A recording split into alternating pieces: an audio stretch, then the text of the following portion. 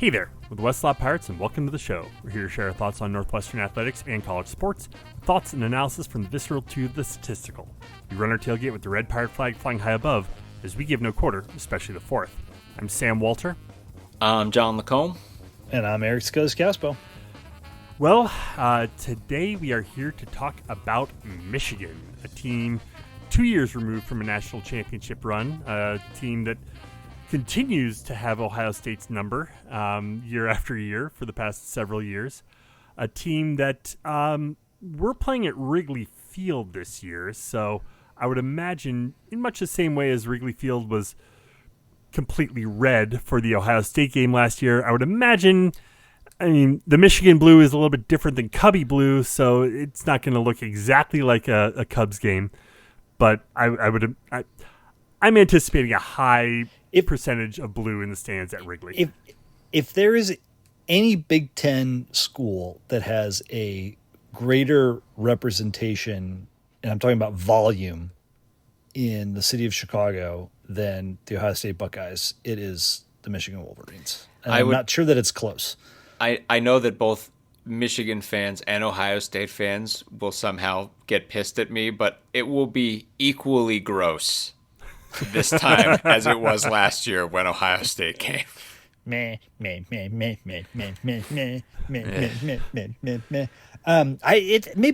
is worthwhile to just spend 90 seconds talking about the Wrigley game, which I feel like, thank God this is the last year before we get our new stadium, right? Where presumably we will not want to move any games out of our stadium, because the Northwestern fan base has, like, the honeymoon is over. The honeymoon ended maybe in 2011. Nobody's interested in going to games at Wrigley anymore. Well, yeah, we need to win one. But I think which that would be never nice. done, yeah. Which I think Indeed. it would be, but I think too, like, everyone's circling that Minnesota game, right? As being like, well, that will be the last one for who knows how long, maybe ever, right? And then also Please. the reality too that this is a paycheck game for a little bit. They can charge whatever they want for these tickets. Michigan fans will pay it. And we obviously can't put Michigan out on the lake, and it's a bridge thing. It is what it is. Like, this year and last year, I'm not mad about the Wrigley thing. No.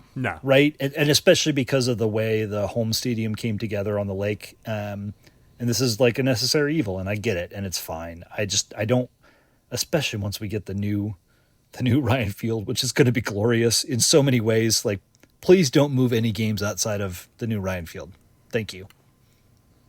Thanks for coming to my TED Talk. There you go. I was just about to say.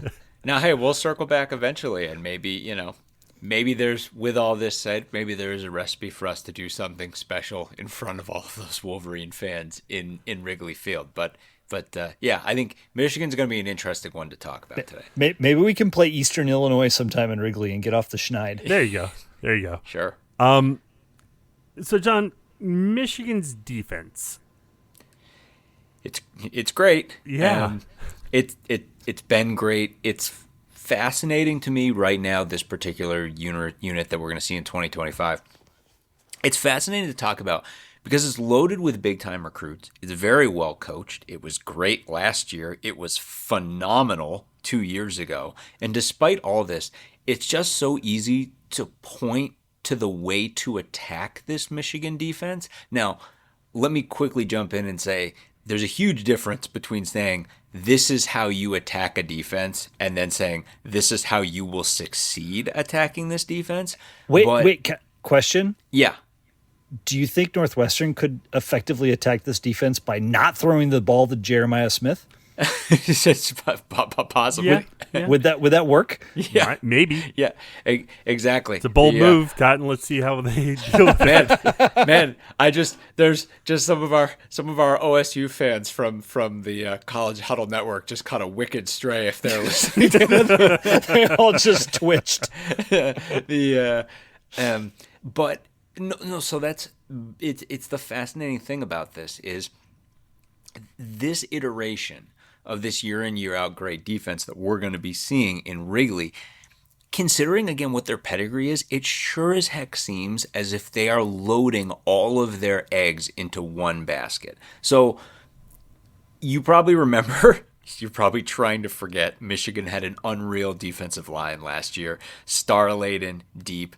Mason Graham and Kenneth Grant live in our nightmares even now. Josiah Stewart was great off the edge too. But lost in all this, especially if you look at Michigan's whole 2024, is Michigan wasn't exactly amazing at getting to the quarterback. So, yes, they were fourth in the conference in sacks, which is great.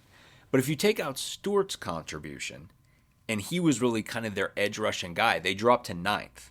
And this was the number 10 pass defense in the conference last year. This is what I mean about attacking this defense. Last year, if you did it through the air. You sure as shit didn't do it on the ground because Ernest Hausman was a great linebacker, but mostly because you weren't getting past Graham and Grant. Michigan gave up less than 100 yards a game on the ground last year. This is one of the top 5 run defenses in the nation. Those guys are why. And as far as I can tell, despite the fact that Michigan's losing Graham and Grant and Stewart and cornerback Will Johnson, Michigan is going to lean into the exact same identity that they had last year, this year. You can expect this to be a mediocre pass defense and one of the best run defenses in the country. And if Michigan got the run defense done last year with defensive tackle star power, this year they're going to get it done with chonk. Oh my goodness. This is going to be one of the chonkiest defensive lines that has ever existed. Michigan can basically start 4 300-pounders on first down, then switch to another 4 300-pounders on second down, and then another 4 300-pounders on third down. And I say 300 pounds, a bunch of these guys are in the 320 to 330-pound range. It is an absurd amount of chonk. You are not running through this chonk. These are all very good football players. They're always going to be fresh units. My God, have I mentioned how chonky this defensive line is going to be. Michigan is going to control the line of scrimmage all year on running downs. Hausman and the linebackers are fine. They're more than good enough to clean up anything that makes it through just that maelstrom that is going to exist across the defensive line. Running against Michigan in 2025 is just submitting to their wishes and doing what they really want you to do. But again, all these chonkzillas, none of them are built to get to the quarterback. Michigan does have ends like TJ Guy and Derek Moore, who looked great as part of like the rotation last year. But it really feels like Michigan isn't prioritizing this right now. If one of these guys doesn't equal Stewart's production from last year, although either guy could certainly do it. It's Michigan. But if they don't, Michigan's pass rush is going to drop off. And yes, it's true. Will Johnson was hurt for a lot of last year in the secondary. That had to do with why he was like the NFL draft, aside from Shadur Sanders. He was the NFL draft's like shocking guy who dropped. And a lot of people thought that it was about injury concerns. So he was hurt for a lot of last year. And there are guys who played last year filling his void, but there's still a hole back there. Rod Moore is a great safety. He's also coming off a big injury, though. This is not going to be the greatest covering team in the conference, even if they end up being solid in this area, which, again, it's the thing you come back to Michigan. It's like Michigan really doesn't have much pass rushing production on paper, but they might develop a guy because they're Michigan. They don't have a lot of great coverage guys, but they might develop one because they're Michigan. And again, this is the overarching thing where you have to step back and be like, Michigan year in and year out is friggin' awesome at defense. So they're going to develop guys. They always develop guys. It's more just an interesting thing. It's less about being like, this is a weakness, and more about, it's just fascinating. Because Wink Martindale, who's going into his second year as the DC, he designed this defense, and now he coaches it. So he can kind of structure it however he wants. And Michigan has very much chosen to follow this particular run-first path right now. Obviously, the thing everyone's going to be trying to do all year long is throw on this defense. We sure as hell should do that. The hope would be that Michigan does not see a star edge rusher emerge, or that only one standout guy emerges, and that Michigan, with this never-ending surplus of chonky guys, does not generate a unified pass rush. So if that happens, there's really a solid chance in Wrigley that we can protect Preston Stone against this group. And like everyone else on Michigan's schedule, is going to try to make hay through the air. But you need to be realistic when I say this, and just know we're going to be looking at bucket loads of 2nd and 9s, 3rd and 8s, 2nd and 10s, etc. here. Right now, maybe they're between eras of star power, but regardless, like, Michigan has the style that they wanted. They wanted to set things up this way. They want to play this kind of football game. They're probably going to get the football game that they want in Wrigley. So again, if we can do it, we're going to do it through our passing attack. And we're going to know by this point that it's, if it's well established, what we have here. And then if it's up to the task. And if it is, and in the face of this gargantuan run defense and a bunch of long yardage behind the sticks plays, we can really throw the ball effectively. Who knows? Maybe that's the secret for us engineering a famous win here. Siska's on offense. There wasn't a ton to write home about last year. Most of the notes were bad, Bob. Yeah. Famously, they did bring in a heralded recruit at the quarterback position. And even though he's not won the job, I mean, come on. It's going to be Bryce Underwood, right? It's going to be Bryce. The Bryce Underwood era starts this year, for sure. They're paying him, $13 million to not play? Yeah, 100%. Like it's going to be Underwood's team. I'll fast forward to the headline. I think it's going to be a roller coaster. I think there are going to be some higher highs than last year, but maybe some lower lows. Interestingly, it's weird to say this, given that last year you had J.J. McCarthy leaving, you had almost wholesale change on the offensive line. I think this year is a bigger offensive transition for Michigan than last year was, and it's because almost all of the ties to 2023's national championship team have been severed. Donovan Edwards is gone. Kalel Mullins is gone. Colston Loveland is gone. The guys that were like backups and depth players in 2023, most of them are now also gone. And then you have Underwood coming in. So it's a whole new deck of cards. Now for what it's worth, I had last year's offense pegged pretty well. I expected them to still be pretty good running the ball, but really fall off on the passing game and not get double-digit wins. I did not expect the scoring to fall so much. They dropped from 36 points a game down to 22 points a game. And, I mean, the passing game was just far worse than anticipated. They couldn't do anything through the air last season. So, with all of this change, even though it is going to create some chaos and some uncertainty and some inconsistency for Michigan in 2025, I think this offensive reset is going to be a welcome change for Michigan fans.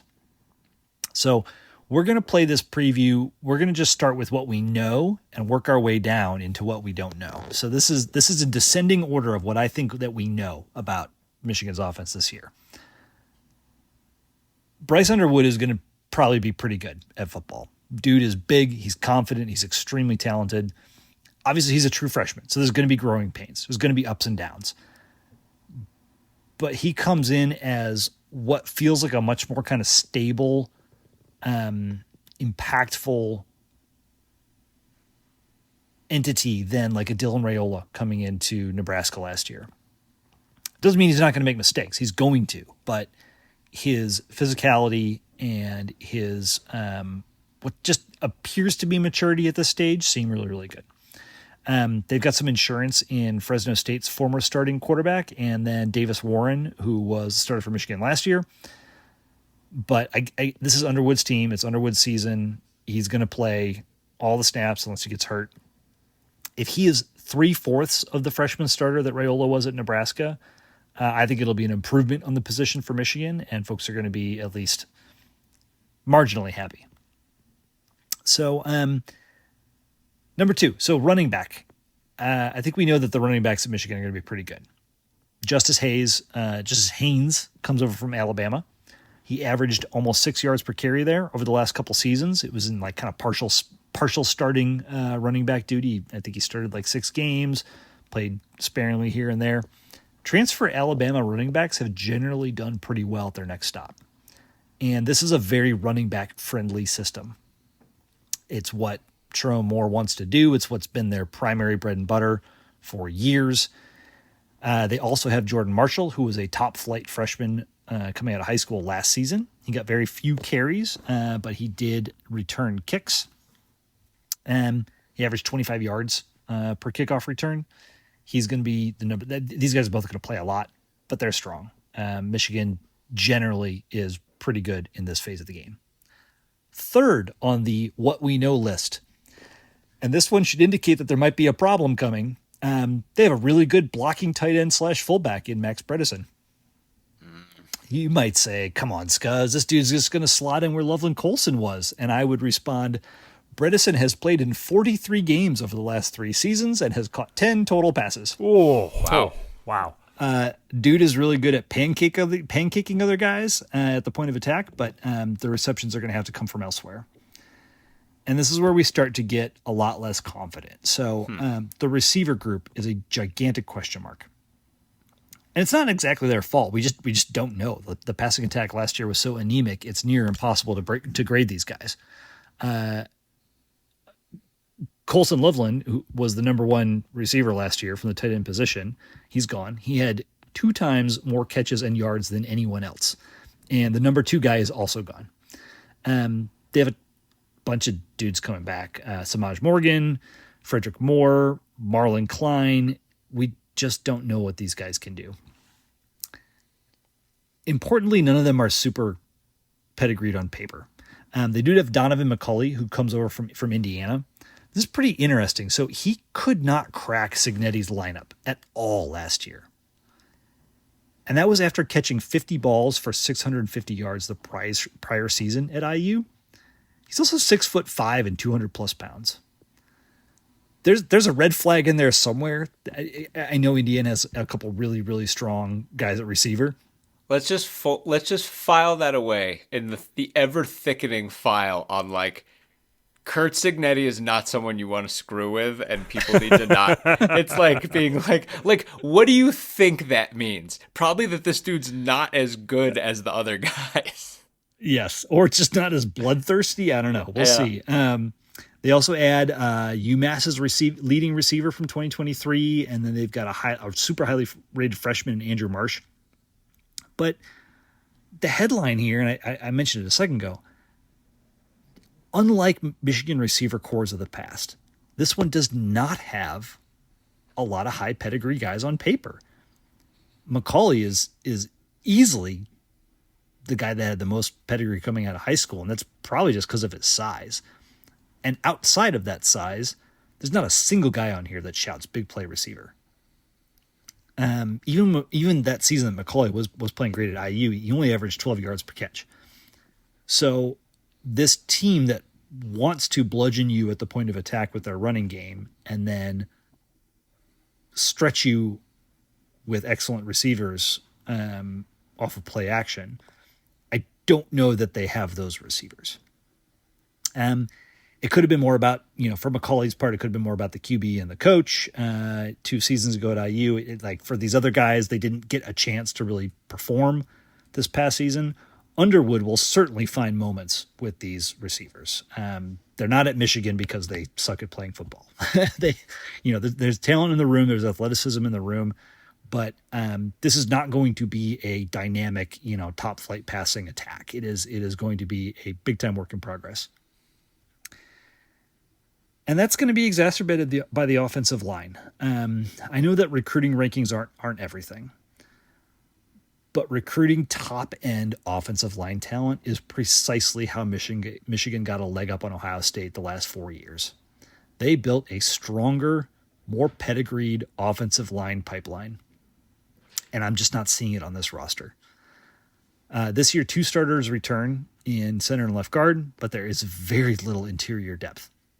There's a transfer from hockey school Ferris State. There's a lot of underwhelming redshirt freshmen and sophomores across all 3 interior line positions. They have a ton of talent at tackle on paper, but they are super young. Evan Link is going to move to left tackle, having played a bit of right tackle last year. Andrew Sprague, who's a redshirt freshman, takes over at right tackle. He's a high-level recruit, but he only played in 4 games.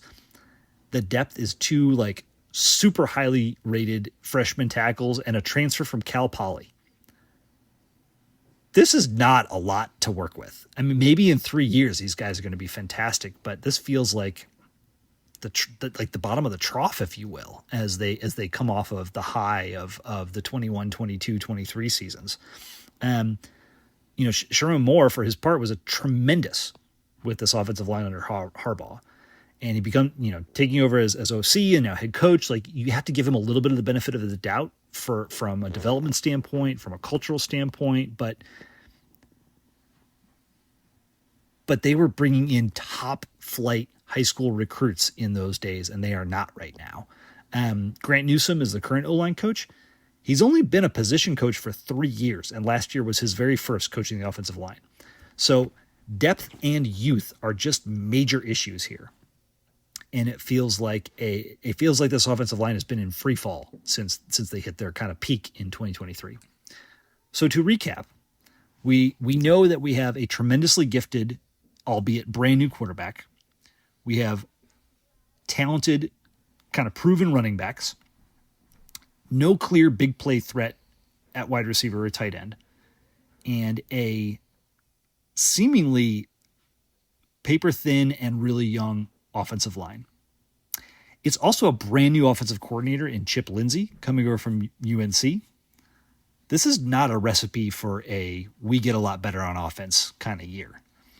I think the passing game in Underwood will exceed last year's very poor play, and that should at least stabilize their offense. It should allow to keep their running backs moving despite the drop-off in talent on the offensive line and in the running back room. Because as good as Justice Haynes and Jordan Marshall are, they're not Donovan Edwards and Khalil Mullings, let's be clear. So I don't see this offense being particularly good. They probably exceed the 22 points per game that they averaged last year, but I don't know that they get much beyond the mid-20s, maybe high 20s at the most. This is not going to be a dynamic offense at all. It's going to be quite low for Michigan, and yeah, the defense is great, but this is going to put them in a difficult position as they try to get back into the double-digit wins. If you or a loved one is seriously injured by someone else's negligence, hire Kent Simpson of the Simpson Law Group. After over a decade prosecuting murder cases in Chicago, Simpson opened his own firm focused on wrongful death and personal injury cases. He specializes in car, truck, motorcycle, boat, and other transportation accidents, as well as construction accidents, medical negligence, slip and falls, product liability, and more. Millions recovered for clients. No fee unless he wins. The Simpson Law Group. Compassion, empathy, and vigorous advocacy. Go to simpsonlawgroup.com or call 312-332-2107 for a free consultation. And go Cats. Well, as you talk about double-digit wins, let's see if we can map out a journey for them there. This is the thing that makes it all the more fascinating. Yeah. So they open up the season at home against New Mexico. They go on the road, which Michigan never goes on the road in the non-con, but they're doing that this year, going to Oklahoma. Then they're home for Central Michigan and then travel to Nebraska. They get a bye week before Wisconsin comes calling. They hop on a plane, go to USC, come home to play Washington. They got Michigan State the week after in East Lansing, home for Purdue. Get a bye week before coming to Wrigley. So cool on that front. They then travel to Maryland, and the Ohio State game is in the Big House this year. I mean, this is in the 2025 Big Ten. This is what a cake schedule looks like. This is the fascinating thing for me. Scuzz is just mapped out. This is there's no unreal offense here. They've got, things could go wrong in any number of ways. I showed you that despite the fact that they may easily be a top 5 run defense in the country, they may not have a great pass defense. What's their ceiling on this schedule? 12. Yeah. They can't win all 12 of these games. They could win all 12 of these games. What? No. They're not going to beat Ohio State? They're not going to beat Ohio State. Yeah. Why not? This is the year. This is the year that changes. It's just last year was the year that changes. Scuzz, Scuzz once again just spraying the Buckeyes fans. Did you hear, Buckeyes fans? You're 100% beating the Wolverines. Here's the thing. Last year, like this year, Ohio State has the gift of grace, having won a national championship. They are going to beat. I'm going to put it down right now. They are going to beat this Michigan team. On paper, it's not even close. But after that game, they have like 2 half-hard games at USC and at Nebraska. Because here's the thing: Oklahoma was 6-7 last year. That's not a good football program right now. Right, Venables is on that 18 is the laundry. Like they're in big trouble, and they're going down there, and it's going to be like a madhouse. But it's like Nebraska, like Wisconsin, USC, Michigan State, Purdue, us. I mean, there's Washington at home. They don't play Penn State. They don't play Oregon. They miss Penn State. They miss Oregon. They miss Indiana. They miss Illinois. Right. It's like you can't have asked for a better schedule. So that's what I mean. I mean, like, I get your points, guys. Like, obviously, Ohio State is definitely the better football team here. There's no doubt about it. But it's funny. It's like, it's not like it's hard to build the can Michigan beat Ohio State argument here. That's all they've been doing. 11-1 is very much in the cards. I will not accept 12. But 11-1 is a legit possibility, which I'll be honest, like, and that's the thing. You did not describe the offense of an 11-1 football team. Not in the slightest. Right. But they totally could. I mean, it's funny though. Like, I think obviously Underwood is a massive recruit. I think he's not just a massive recruit. Like, he looks like a junior. Well, also, like, but that's I just think like this dude has shown up in a very like palpable way at the college. He does not look like a freshman. Well, I just think in terms of and he's not cosplaying as his favorite NFL QB. So that's the guy that I was about to talk about. Raiola was a monster recruit, and frankly, Raiola came in and looked like a pretty special quarterback as a freshman, as you amply discussed. Nebraska's but he also looked like a freshman. Right, that's what I was going to say. Right, exactly. Yeah. I think you made the good point that there's a good chance Underwood may not be saddled with what Raiola was saddled with, which is a non-existent running attack. Michigan may be able to run the ball, but even if they're not, or if that offensive line doesn't pull up, Underwood could look like a very special quarterback, and just like Raiola, to your point, look like a freshman out there. And if he does, and there's going to be some growing pains, it's not like Michigan's loaded with pieces. They don't have a safety blanket tight end. They don't have a great-looking receiver core. They don't have a particularly awesome-looking offensive line. And again, it's like if they had all those teams that Sam just mentioned on their schedule, you could really start pointing to all the places that the wins could stack up. But it's like, there's all those warts in the world don't mean that they don't match up fine against Wisconsin or USC or Washington. No, I don't think they're getting to 11. But they certainly could. There's no doubt about it. September 20th is the big test, because going to Nebraska, that's a hard place to play. That is a defense that should be decent against the run, and that feels like a pretty critical test for Underwood, and it's ironic that we've been comparing him to Raiola to this point. I am very much cherry picking here, but while Raiola is saying things at Big Ten Media Days like we'll be slightly disappointed with anything less than a national championship, Underwood is talking about like, yeah, there were a lot of teams that I just didn't feel like were being super honest with me in the recruiting process, and Michigan was transparent and authentic, and I'm here and I love it, and it's my home, and like holy shit, the vibes are awesome. The vibes are really awesome. Yeah, I mean, again, like maybe they put something together. I'm still like, I keep trying to figure out what I think their record is going to be, and all I end up with is like these swings. I mean, again, like this defense does too many things well. Like, and again, like we talked about, I worry that I painted this picture as like this is a defense you can throw all over. It's more like this is a defense that's decided you won't run and you have to throw the football. So it's like I just think the idea that winning double digit games in the Big Ten, it's like running a gauntlet. Even with this kind of schedule, it's like running a gauntlet. And we talked about USC earlier this evening, right? They lost to Maryland. Michigan lost games at Washington, at Illinois last year by 2 touchdowns. Like there are hell. Michigan has lost inexplicably to Michigan State in years past. Right. I don't think Aiden Childs is going to this year though.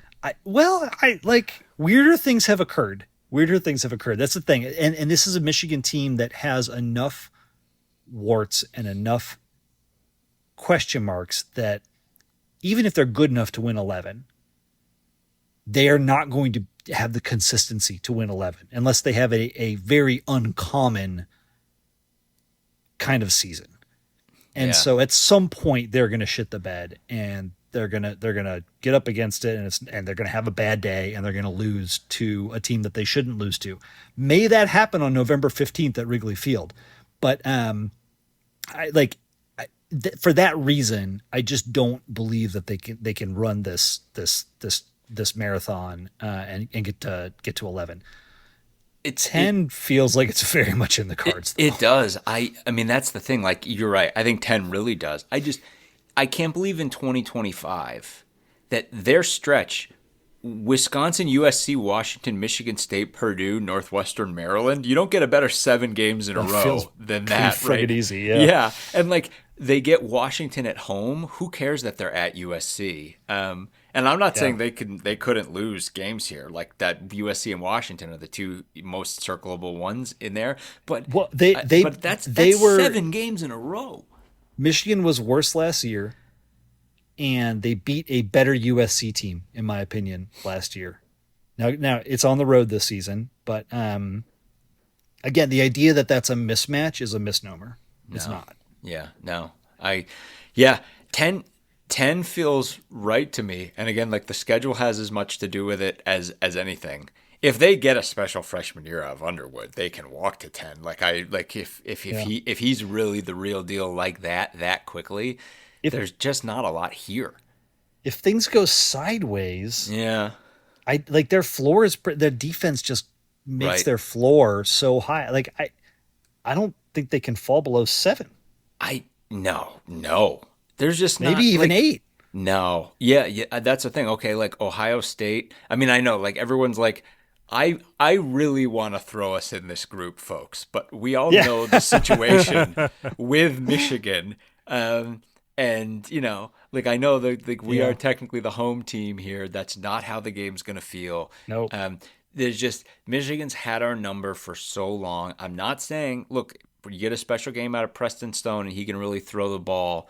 I would love for that to be true, but I think when's the last time we beat Michigan? Was it the Rich Rod years? It was. I think it was our junior year, Scuzz. I don't think we beat him. Really? We beat Rich Rod because I remember during the Brady Hoke years, I was like tearing my hair out that we never beat Brady Hoke, but we beat Rich Rod twice. Oh, okay. Well, I guess I don't know how I'm forgetting that, but there. It was Tate Frazier at QB. There you go. Tate Forcier. But I mean, like, take us out of the equation here. Okay, Ohio State, sure. Washington, maybe, but that's at home. At USC, sure. At Nebraska, maybe. At Oklahoma, maybe. Then it drops off big time. So, like, yeah, I mean, 7, that's a nightmare scenario. I guess maybe I'd come around 9, but I feel like I end up leaning more to 10 here. I just think they have pieces, and maybe if Underwood, if something really goes wrong there, then maybe it's lower. But again, I just like whatever their warts are, there you can find 10 teams on their schedule that are dealing with just as much, if not worse. And Michigan gets a lot of them in favorable situations. So I was mostly right. Our last win against Michigan is 2008, which was Rich Rod's first season. We did not play Michigan the following 2 years. Which is a real bummer because they were bad, right? And we were pretty decent in 9 and 10. And then we have played them 8 times since 11, 12, 13, 14, 15, 18, 21, 24. And we've lost every one of those games. So we've lost 8 in a row to Michigan. Last time we beat them was 08. The time before that, yes, John, was our junior year, 54-51. Hey, I mean, may it happen. Like we were saying, give me Preston Stone laser show against USC and Michigan in back-to-back games. Why not? Neither of those are good pass defenses. It's like that ain't going to be the issue. It could happen. I'm just, again, I think more likely what you're looking at is a cold game in the muck against Michigan in Wrigley Field. And if Moon Part 2, Moon Part 2, or Northwestern Iowa Part 2, and frankly, if that's the kind of game we end up with, given how last year's Michigan game went, I know we would all take it. But yeah, I mean, again, this Michigan team, you can show how things went sideways, but I think at some point you kind of have to come back to the pedigree and yeah, that offense has some problems, but the defense really hasn't skipped a beat. And has just so much there. And again, for everything I said, it is possible that Michigan really does develop one, if not more, pass rushers. And it is really possible that they find a couple guys who can cover. And if they do those things, then this defense could absolutely be one of the best defenses in the country. There's no doubt about it. Their D-line is going to be terrifying.